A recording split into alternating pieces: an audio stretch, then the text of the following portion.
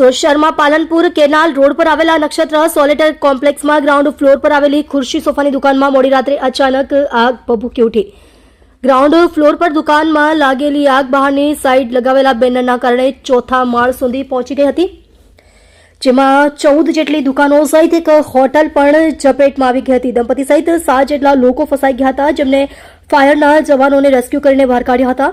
Fire વિભાગે 2.5 કલાકે આગ પર કાબુ મેળવ્યો હતો. પાલનપુર કેનાલ રોડ પર આવેલા નક્ષત્ર સોલેટરમાં ગ્રાઉન્ડ ફ્લોર પર ખુરશી સોફાની દુકાન આવેલી છે, જેમાં મોડી રાત્રિના સમયે અચાનક આગ ફાટી નીકળી હતી. આગે જોતજોતામાં વિકરાળ સ્વરૂપ ધારણ કરી લીધું હતું, જેથી આગ દુકાન બહાર લગાવેલા બેનરના કારણે ગ્રાઉન્ડ ફ્લોરથી ચોથા માળ સુધી પ્રસરી ગઈ હતી, જેના કારણે અફરાતફરીનો માહોલ સર્જાઈ ગયો હતો.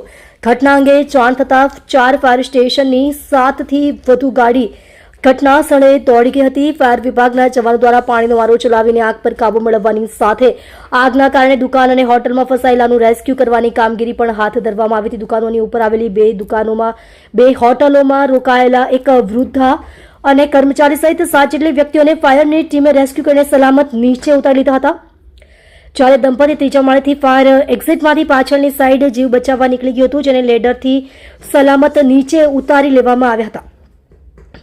ગ્રાઉન્ડ ફ્લોર પર ખુરશી સોફાની દુકાનમાં ગાદલા અને ખુરશી તેમજ ફોમ સહિતના જ્વલનશીલ સામાનના કારણે આગે વિકરાળ સ્વરૂપ ધારણ કરી લીધું હતું અને ગ્રાઉન્ડ ફ્લોર પર લાગેલી આગ દુકાનની બહાર લગાવેલા બેનરોના કારણે ચોથા માળ સુધી પહોંચી ગઈ હતી. આ આગની અંદર 2 હોટલ સહિત 14 જેટલી દુકાનો આગની ઝપેટમાં આવી ગઈ હતી, જેના પગલે દુકાનોમાં ભારે નુકસાન થયું છે. આગના આ બનાવમાં સોફા, ખુરશી, ફોમ, બ્યુટી પાર્લર સહિતની દુકાનોને નુકસાન થયું હતું. સદનસીબે આગના બનાવમાં કોઈને ઈજા કે જાનહાનિ થઈ ન હતી.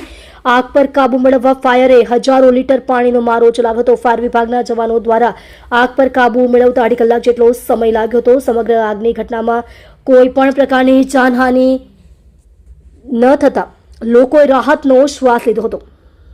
આપ જોઈ રહ્યા છો ગુજરાતની સૌથી પહેલા ખબર આપતી Surat express news channel, director Rajesh મંગલેની સાથે.